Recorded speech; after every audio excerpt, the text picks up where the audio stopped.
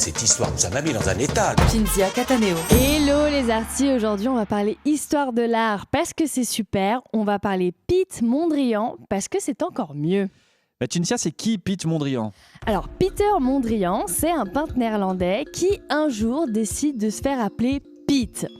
En néerlandais, Piet, ça veut dire zizi. Allez, dorénavant les amis, ne m'appelez plus Cinzia, appelez-moi Chinchat. Est-ce que vous êtes chaud, Yabit et Virginie Piet, donc aka Zizi, il est considéré comme étant le pionnier de l'art abstrait. Vous savez, hein, c'est celui qui fait les carrés bleus, jaunes, rouges. Et là, je te vois venir, Virginie. Ouais, moi aussi je peux le faire. Ah ouais, et ben Virginie. Est-ce que quand tu dessines, il y a Yves Saint Laurent qui trouve ça tellement stylé, qui reprend tes motifs pour en faire des robes ? Non. Hein, alors que Mondrian, oui. Hein, Piet, c'est un méga cool kid. Et d'ailleurs, il fait partie de Stèle. Ah, et c'est quoi De Stèle ? Alors, De Stèle, justement, ça veut dire le style. En fait, c'est un groupe d'artistes qui voit le jour en 1917 aux Pays-Bas. Et ce mouvement, il est transdisciplinaire. Et du coup, c'est un mouvement queer. Non, transdisciplinaire, ça veut juste dire qu'il regroupe plusieurs arts, hein, la peinture, la sculpture et l'architecture. Et dans ce groupe, ils kiffent de ouf la théosophie. Bon, c'est un peu compliqué à expliquer parce que je vous avoue que c'est des théories à la mort moelle-neu, mais en gros, dans leur création artistique, ils recherchent le spirituel. Voilà, eux, c'est le genre de mecs qui devraient ressentir l'énergie des pierres et qui soignent le cancer avec du beurre de karité. Mais ça marche. Ça marche, oui. Bref, donc ces artistes, ils prônent l'utopie et l'harmonie. Ouais, donc comme le groupe Téléphone, ils rêvent d'un autre monde. Hein, ils veulent des nouvelles formes de beauté universelle. Pour eux, le dream, c'est en gros qu'un max de personnes soient là. Waouh, je kiffe, mais qu'est-ce que c'est beau! Et donc, pour théoriser tout ça, bon, ils n'ont pas Twitter, donc ils publient la revue De Stèle. Et c'est là que Mondrian va diffuser ses idées sur le néoplasticisme. Ouais, attends, c'est quoi encore le néoplasticisme ?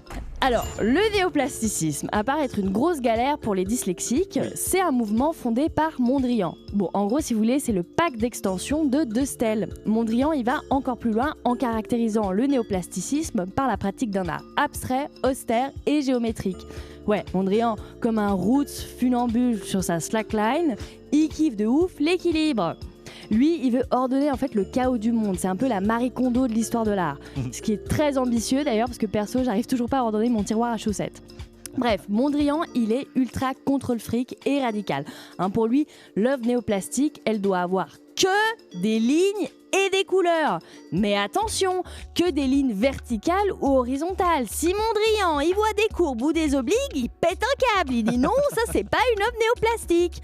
Et attention, hein, les couleurs, c'est soit des couleurs pures, le bleu, le rouge ou le jaune, soit des non-couleurs, le noir, le gris ou le blanc. Sinon, non, ce n'est pas une œuvre néoplastique. Et les formes, attention, c'est que des rectangles ou des carrés. Sinon, non, ce n'est pas une œuvre néoplastique. Bref, Piet Mondrian, c'est l'envie de représenter ce qu'il voit. Et là, tu te dis putain, il devait avoir une vue de merde pour peindre tout pixelisé comme ça. Et Mondrian, si tu veux, c'est vraiment un Pokémon. Toute sa vie, il évolue de ouf. Hein. Ses influenceurs préférés, d'ailleurs, c'est les cubistes. C'est grâce à eux qu'il va arriver à l'art abstrait. Piet Mondrian, c'est tout ça et bien plus. Mais vu que j'ai que 3 minutes, on va parler de son œuvre. Broadway Boogie Woogie. Alors, dans les années 40, Mondrian, il fuit la guerre et il se réfugie à New York. Et là, c'est The Revelation pour Zizi aka Mondrian.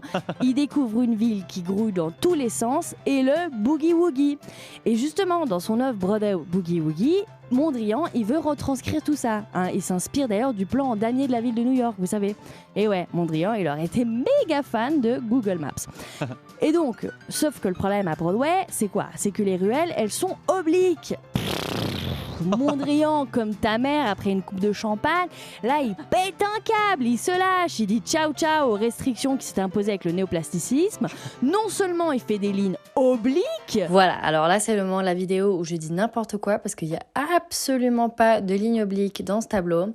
Voilà, je préfère le dire parce que sinon, je vous vois venir, vous allez être derrière votre écran en mode mais elles ont les lignes obliques. Voilà, il n'y en a pas. Bonne lecture. Mais en plus de ça, il abandonne les lignes noires pour faire des lignes discontinues qui sont rythmées avec des alternances de petits carrés de toutes les couleurs. Et ouais, Broadway Boogie Woogie, c'est une œuvre qui bouge, qui est rythmée, qui swing, qui danse le boogie woogie.